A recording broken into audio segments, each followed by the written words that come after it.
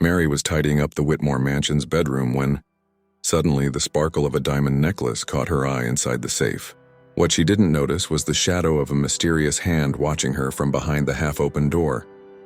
Hours later, that same necklace, worth $250,000, would vanish without a trace. And guess who would be the first to be accused? Mary herself, the maid invisible to the millionaire family's eyes, yet irreplaceable to the son who saw her as a hero. A crime surrounded by luxury, prejudice, and intrigue was about to become one of the biggest scandals Houston had ever seen. Before I reveal all the details of this shocking story, make sure to subscribe to the channel and turn on notifications so you don't miss the next chapters. And drop a comment below telling me which city you're watching from. I want to see just how far this story will reach. Mary Johnson, at 38, crossed the bustling streets of Houston every day to get to work. A housekeeper in the Whitmore mansion, a millionaire oil family, she was treated as part of the scenery. Among crystal glasses and Persian rugs, her presence went unnoticed. But when she returned home, reality shifted. In the eyes of her son Chris, she was a heroine, a pillar, and a quiet inspiration. In the mansion, Mary moved with the precision of someone who knew every detail. She knew where the furniture stood, the habits of the residents, and even the hours when the family preferred silence. Still, she was seen only as a shadow in the midst of luxury. This contrast between being invisible in one place and irreplaceable in another shaped her life deeply, revealing the weight of a role carried without recognition. While polishing mahogany furniture and cleaning vast glass windows, Mary's thoughts turned to the bills she needed to pay. The daily physical effort was intense, but not greater than the responsibility of raising her son alone. Every scrub of the floor, every speck of dust removed, represented a choice to secure food and dignity for Chris. For her, no luxury outweighed the boy's smile at the end of the day. Chris looked at his mother as if she carried invincible strength. He understood that her routine of hard work did not diminish her greatness. On the contrary, it amplified it. To him, Mary was not just an ordinary housekeeper, but someone capable of facing daily storms and still coming home ready to care for him. The bond between them was the true wealth sustaining that small but steadfast family. Curiously, inside the mansion, Mary seemed to dissolve into the background. Guests who passed through hardly noticed her presence even when she served drinks or collected dishes. She became almost invisible under indifferent glances. Yet that invisibility only emphasized the contrast. At home, every gesture of hers carried meaning. Every word was heard with attention. At the heart of the mansion, Mary also coexisted with symbols of a world far from her own. Shining safes, priceless jewelry, imported clothes. All of it passed before her eyes without sparking envy. For her, true value lay in the possibility of giving her son a better life. Still, that universe of riches was a constant reminder of how small her presence was considered amidst so much excess. The Whitmores, accustomed to wealth and power, rarely spoke to Mary with kindness. Their cold treatment reinforced the sense that she was nothing more than a cog in a social machine. Yet without realizing it, they depended on her in every detail. From spotless cleaning to the silent order that kept the mansion running, Mary was indispensable, even if unacknowledged. And it was during an ordinary afternoon at work that the unexpected happened. While tidying the master bedroom, Mary noticed the shimmer of a necklace inside the safe, glowing as if it had a life of its own. However, what she failed to see was the most important detail. Behind the door, someone was watching her in silence, and the shadow of that presence would change the course of her entire story. In the Whitmore mansion, the night looked like something out of a movie. Guests arrived in luxury cars parked by uniformed valets. The main hall sparkled under crystal chandeliers, while waiters circulated with trays of French champagne. The grand piano filled the air with soft music, and elegant conversations mingled with the clinking of glasses. The atmosphere breathed sophistication, but it hid a detail that would change everything. While the guests enjoyed the party, the safe in the master suite remained silent. Inside it, until then, rested a diamond necklace valued at $250,000. It was a jewel so coveted it seemed to have a life of its own, always drawing attention whenever it appeared at social events. But that night, when someone approached the safe, the unexpected happened. The empty space left an even deeper void in the family's heart. The absence of the necklace, was not just a material loss. It was a blow to the Whitmore's pride. That jewel symbolized status, power, and tradition. At past gatherings, Lisa Whitmore had made sure to display it like a trophy. Its disappearance, therefore, was not merely theft, it was an insult. And the silence of the suite, in contrast to the music in the hall, seemed to scream louder than any piano note. The guests, still unaware, toasted with laughter and posed for photographs. Among them, Mary moved discreetly, in her green uniform and white apron already worn with time. She served tables, collected glasses, adjusted tablecloths. Her presence was almost invisible, as always. But the eyes that ignored her were soon ready to see her as the prime suspect. Lisa Whitmore, elegant in her expensive gown, walked into the bedroom to check something in the safe. Opening the door, what she saw made her body freeze, the empty space where the necklace should have been. The golden reflection of the hollow interior seemed to mock her. Shock turned into fury in seconds, and her voice shattered the harmony of the evening. A scream that echoed through the main hall. The words sounded like a sentence. Mary was here today. The hall stopped. Laughter ceased, the pianist's melody faltered, and uncomfortable silence filled the room. The guests exchanged confused looks. Some frowned, others whispered in disbelief, and in the middle of the crowd, Mary felt the weight of dozens of eyes falling upon her. The contrast was cruel. Amid glittering gowns and champagne flutes, Mary's humble figure seemed to be on trial without uttering a word. The accusation had burst out like a spark in a powder keg. Suddenly, the elegant party turned into a stage of tension. The luxury that once dazzled now served as the backdrop for a spectacle of suspicion and shame. The missing necklace had become the protagonist of a plot that was only just beginning. The absent jewel, the open safe, and Lisa's scream were pieces of a much larger game. And while the party sank into discomfort, a shadow of doubt hung over the entire house.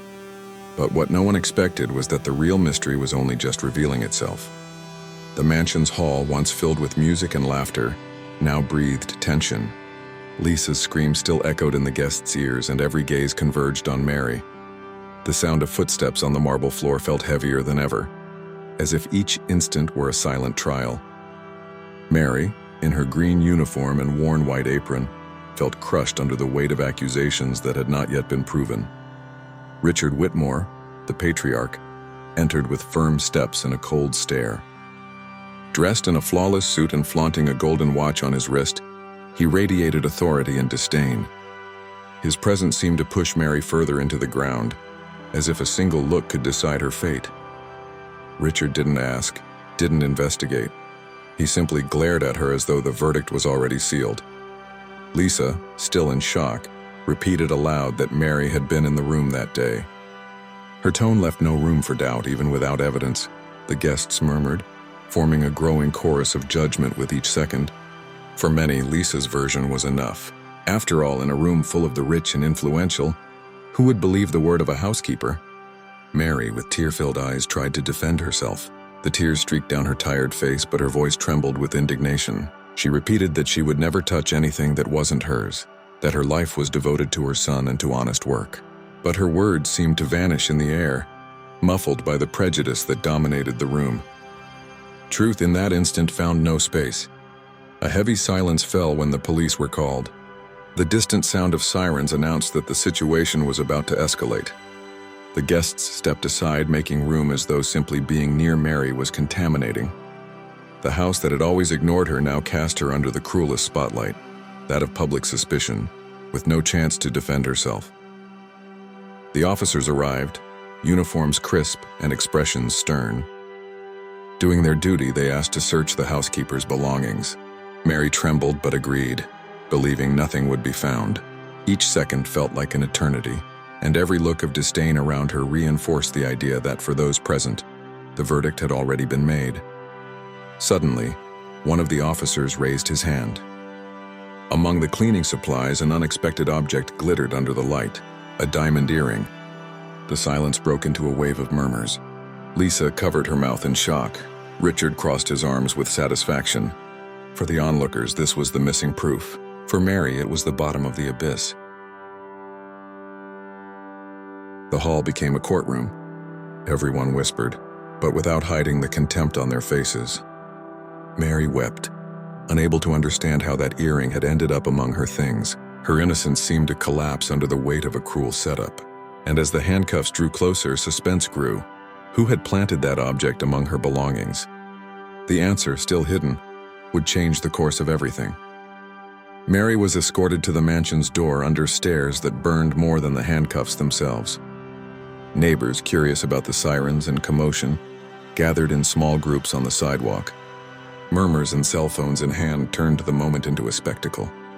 Her green uniform, once a symbol of honest work, now seemed like a mark of condemnation. With each step, Mary felt the weight of shame grow heavier. Across the street, Chris came running, eyes wide with desperation. "My mom didn't do anything," he shouted with a trembling voice, trying to break through the barrier of officers. The 12-year-old boy, in his simple shirt and worn-out sneakers, was a painful contrast to the scene unfolding. The crowd watched, some in silence, others with cruel laughter. His pain became part of the public judgment. The officers remained firm, fulfilling their duty, but the image shown to the world was devastating. The handcuffs gleamed under the flashing red and blue lights of the patrol cars, reflecting in Chris's tearful eyes. The entire moment felt like a cruel spectacle, as if Mary's life were just another chapter to be consumed on social media. Cell phone cameras captured every tear, every cry, every movement. Within minutes, the scene went viral. Videos and photos were shared with twisted captions, branding Mary as the villain of the night. "Thieving Maid," some rushed to write. Social networks, quick to judge, had already written their sentence before the justice system even had a chance to speak. The respect she once held in her community had suddenly turned into disdain, as though her story had been erased in a single moment. Desperate, Chris ran into the backyard, seeking refuge from the scene he could no longer bear to watch. His feet pounded the dirt ground, and there, among dry branches, something unexpected appeared. A crumpled piece of paper, tossed hurriedly under the cover of night. When he opened it, the boy saw 2 letters scribbled, EW. His heart raced, not knowing what it could mean. As the police car drove away with Mary inside, the piece of paper burned in Chris's hands like a hidden clue. He didn't know if it was a warning, a threat, or a mistake, but its strangeness was too clear to ignore. The markings looked rushed, as though someone had tried to leave a sign without being discovered. Doubt carved its way into his young heart. The image of Mary being taken away in handcuffs in front of neighbors and strangers echoed endlessly. The sound of Chris's cries and the slam of the patrol car doors painted a portrait of injustice that was hard to erase. For many, the scene would be nothing more than gossip, but for Chris, it marked the beginning of a desperate search for answers. That piece of paper, simple and dirty, became a silent key to something much larger. What did those initials mean? Who had left it there? The night, already dark and bitter, now held even more dangerous secrets. And as the flashing lights of the police car faded into the distance, a new layer of mystery opened before Chris's eyes. In the courtroom, the air was heavy as lead. Mary sat before the judge, her trembling hands resting on the table. There were no jewels, no luxury, only white, cold walls that seemed to echo every sigh. Her green uniform was now replaced by borrowed, simple clothes, but the weary look in her eyes remained. Her expression was that of someone still fighting to be heard. In front of her, the public defender shuffled papers hastily. A middle-aged man with a tired face, as though burdened by dozens of cases just like hers. In a low voice, he suggested she accept a plea deal, confess in exchange for a lighter sentence. For him, it was the only realistic option. For Mary, it was an even deeper wound, to admit to something she had never done. The silence of the courtroom grew deafening. Every word seemed to fall flat without echo. Mary's chances of proving her innocence were slim, as she had no money to hire a private lawyer. Meanwhile, the prosecution's strength came not from evidence but from the weight of the Whitmore name. The scales of justice tilted more toward social standing than truth. In the press, local newspapers had already chosen their narrative. Headlines read, "Robbery at Whitmore Mansion Maid Suspect." Photos of Mary in handcuffs circulated online, and her name became synonymous with scandal. What had begun as an accusation now carried the weight of unquestionable truth in the public eye. Her dignity was consumed by collective judgment. The Whitmore family, silent, watched from a distance. Richard wore his cold expression. Lisa stood tall and haughty, and Ethan hid quietly behind the mask of the obedient son. None of them needed to say a word. Their silence was their greatest weapon. With each passing minute, Mary's image as the culprit solidified as though it was impossible to imagine anyone else to blame. Meanwhile, Mary thought of Chris, sitting at home waiting for news. Her strength came from her faith and love for her son. Yet the weight of the courtroom suffocated her. It felt like fighting against an invisible wall impossible to break. The defender's voice echoed again, urging her to reconsider the deal, to think of her future. Outside, the crowd gossiped carelessly. Some claimed it was obvious the maid had stolen, while others laughed as if it were entertainment. Justice, meant to be blind, seemed to see only skin color, the work uniform, and the absence of wealth. Mary knew her truth was not enough in the face of such prejudice, but a twist was brewing behind the scenes. Amid the noise of reporters and lawyers, an unexpected call was made. On the other end, an anonymous voice spoke to investigative journalist Claire Davis. "Look into Ethan Whitmore. He knows more than he lets on." And with that, a new shadow began to form, ready to change the course of everything. Claire Davis, the investigative journalist, walked quickly through the newsroom corridors. The anonymous call still echoed in her mind. "Look into Ethan Whitmore." The clue seemed too small compared to the scale of the case, but it was enough to spark her curiosity. Determined, she began tracing the movements of the youngest son of the powerful family. The name Ethan was gaining a new weight. The first information she uncovered didn't match the flawless image of the Whitmores. Ethan was often seen at exclusive parties, surrounded by dubious people. Records showed trips to Las Vegas, expensive hotel stays, and suspicious financial movements.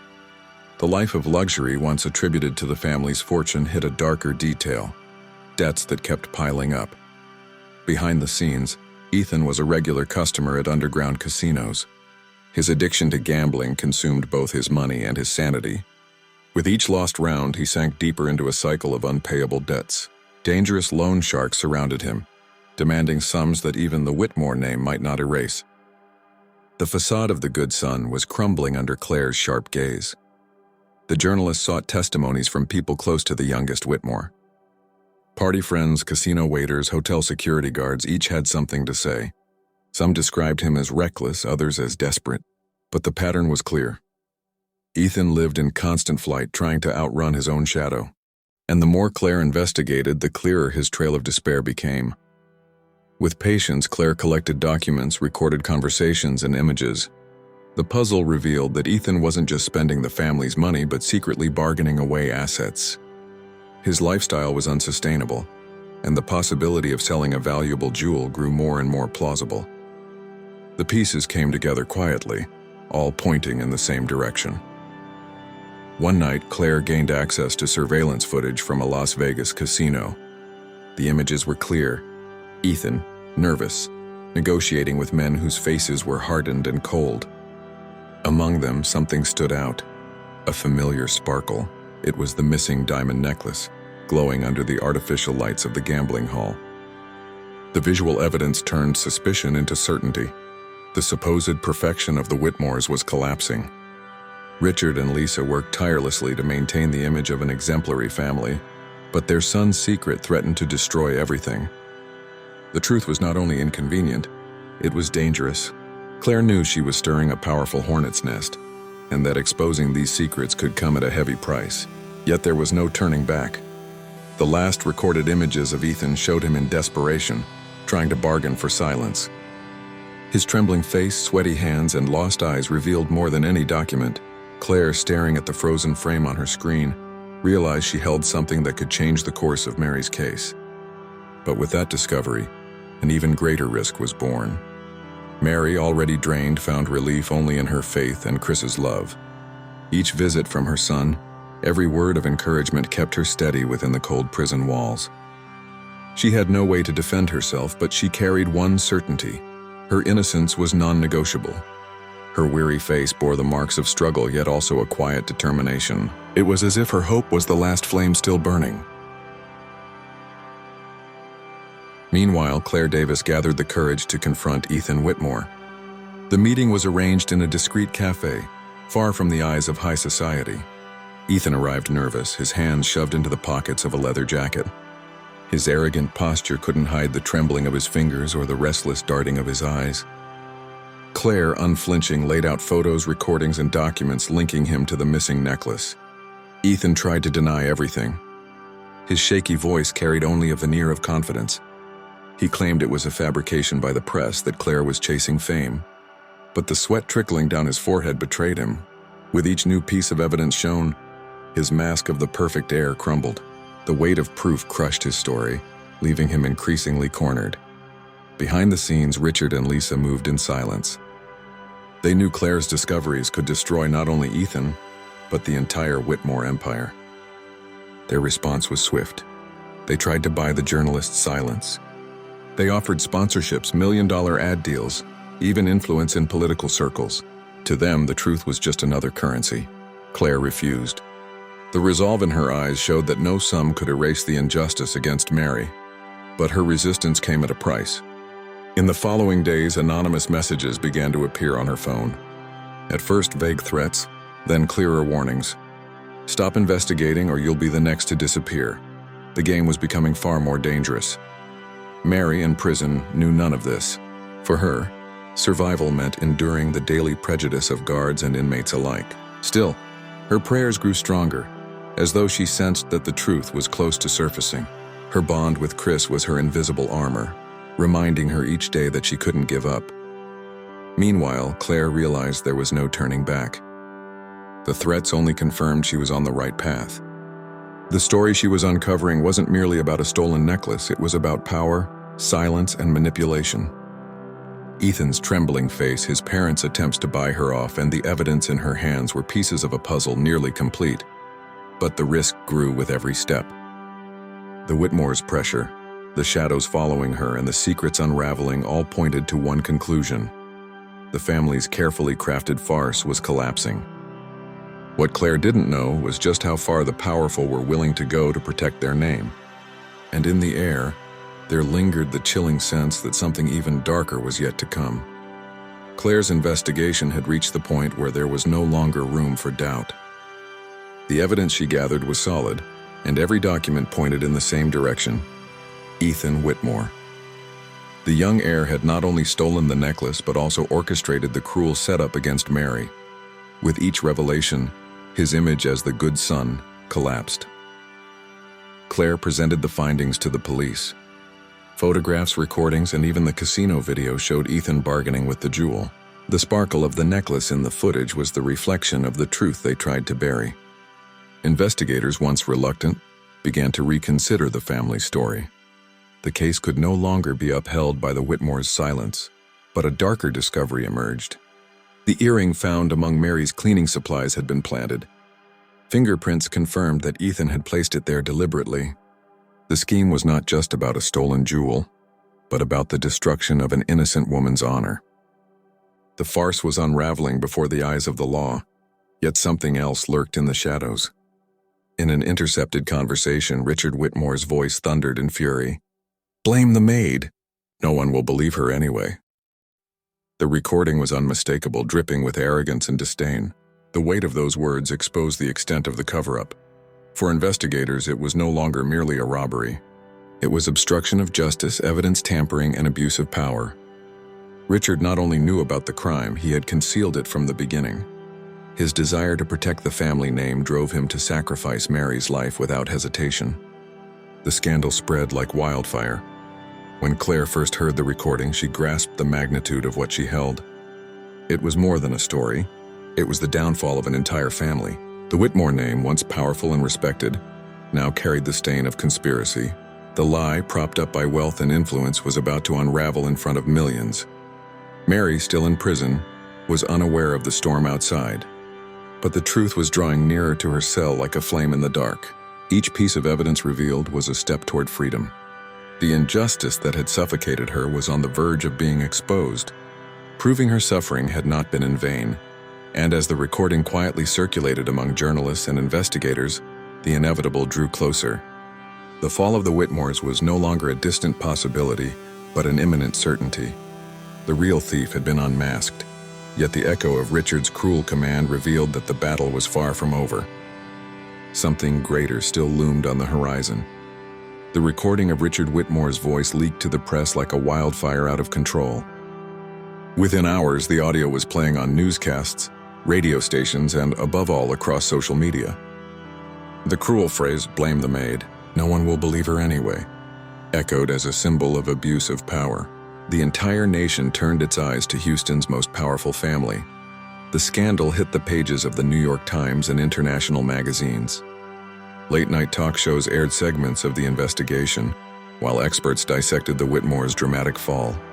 From model entrepreneurs to protagonists of one of the decade's biggest judicial scandals, the transformation was swift and devastating.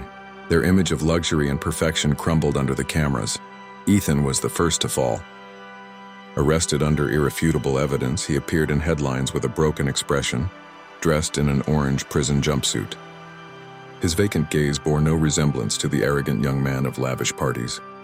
Cameras followed his every step, and public opinion labeled him as the heir who traded diamonds for disgrace.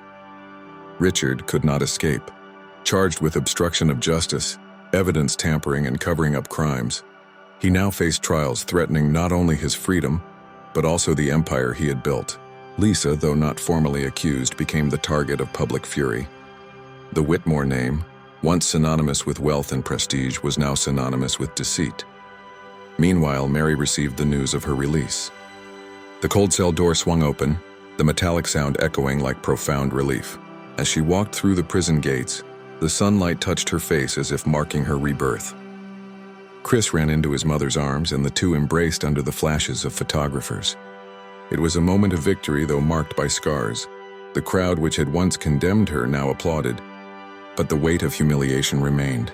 Every look, every murmur reminded her that the same society that judged her without proof was now eager to turn her into a symbol of resilience. Mary smiled beside her son, but deep inside she knew nothing would restore the days she had lost. Amidst hugs and tears, a darker detail appeared.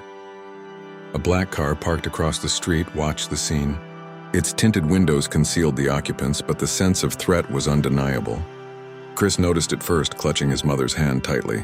The mystery hinted at a new danger. The loan sharks pursuing Ethan might now turn their eyes toward them. The case, seemingly closed, left a shadow on the horizon. Mary had regained her freedom, but the battle was far from over. The fall of the Whitmores made room for other hidden dangers, reminding everyone that truth often comes at too high a price. And in silence, one question lingered. Who was really inside the car watching them? Maid. Mary was free, but her freedom came with invisible marks. Walking through the streets of Houston, she felt eyes still divided, some filled with solidarity, others with suspicion. The injustice had been exposed, yet the scar of humiliation remained. The silence of her days in prison still echoed in her mind like a memory impossible to erase. Chris, however, saw his mother as a true heroine. To him, Mary was stronger than any wall that had tried to confine her. Their embrace was the symbol that love had resisted the weight of lies. In the boy's gaze, there was renewed hope even in the face of an uncertain future. Mary was living proof that dignity could never be stolen. Life, however, did not return to normal so easily. Mary searched for work, but the whispers followed her. Every job interview was marked by disguised questions and suspicious glances. Society, quick to judge but slow to forgive, still treated her as a suspect. It was as if the truth had freed her body but not her reputation. Meanwhile, Claire Davis narrated the story to the public. In her reports, she declared that the greatest theft had not been the necklace, but the dignity of an invisible woman. Her words resonated on radios and in newspapers, turning the case into a symbol of the fight against prejudice. Mary, unwillingly, became the voice of many who had never been heard. In quiet moments, Mary reflected while riding the bus, watching the city move past the window. Memories of prison came as flashes, countered by Chris's smile sitting beside her. Returning to the simple routine, cooking dinner, tidying the house, helping Chris with homework, now carried immense value. Ordinary life had become a prize. Still, shadows lingered. The black car that once followed them continued to haunt her memory. The mystery of Ethan's loan sharks remained unresolved. Mary knew her victory did not mean the end of the struggle, only a new chapter. The peace she had gained seemed fragile, like glass ready to shatter. Legal justice had been served, but emotional justice was still in the making. Mary understood her story would not be forgotten so soon. Every tear, every injustice had transformed into painful lessons. With Chris by her side, she promised to move forward even if the scars accompanied her for the rest of her life. Yet one final detail unsettled everyone. The stolen necklace was never recovered. Police continued the search, but the jewel had vanished without a trace. This mystery left an uncomfortable question. If the object at the center of the entire tragedy remained hidden, what else was still concealed? The answer, lost in the shadows, seemed to set the stage for another story yet to unfold. So what does this story show you? Perhaps that the greatest prison doesn't have iron bars, but rather the judgments and prejudices that surround us every single day. Mary was accused, humiliated, and forgotten, yet her dignity spoke louder. And here's the question: how many times have you believed a lie just because it seemed easier than searching for the truth? Life is full of Whitmores trying to manipulate the facts and full of Marys fighting invisibly to prove who they really are. The difference lies in those who choose to open their eyes. And you? Will you keep accepting ready-made versions, or will you question what's really hiding behind appearances? Think about it. If truth can change the destiny of one person, imagine what it can do in your own life. What would you do today if you decided to confront your own injustices? What chains could you break? And if this content made you reflect, don't keep it to yourself. Share it, comment, tell me what struck you the most in this story. I want to know which part provoked you to think in a different way. Oh, and of course, don't forget to subscribe to the channel and turn on notifications. That's the only way you'll keep receiving stories as deep as this one. Stories that don't just entertain, but transform the way you see the world.